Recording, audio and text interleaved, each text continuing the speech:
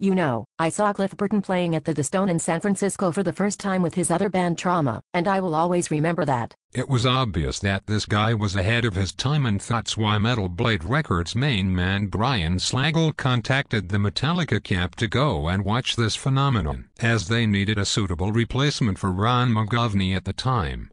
Ironically, after Cliff's tragic death, it was also Brian Slagle that proposed the band to audition Jason Newsted from Flotsam and Jetsam. Of course, we all know Brian's involvement on many facets of the metal world since the past 30 years. Now looking back at it, the questions many observers are making nowadays regarding Cliff Burton's influence on the band Metallica at the time, and on this whole Bay Area wave of thrash metal in the 80s that would change the face of heavy metal music for decades. Can we imagine what Metallica would have become if Cliff had survived the bus crash in 1986? There would be at least 2 or 3 alternatives when you think about such thing.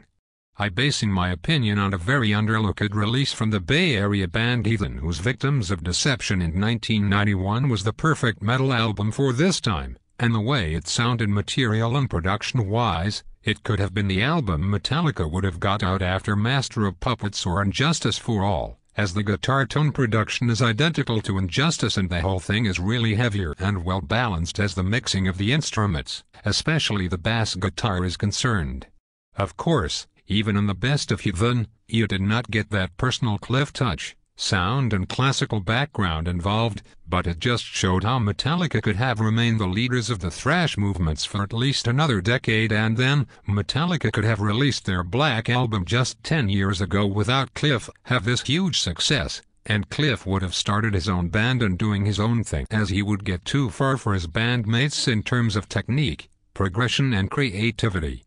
And he would certainly not be involved in such full of shit projects like the Loads and Reloads, and this garbage drum set trip of St. Anger as well. Well, you know, it came to the point where we have seen James Hetfield wearing this cowboy hat on a cover of Kerrang! Magazine. Lars interests on expensive art galleries and hanging out with jet set people like Ron Jeremy.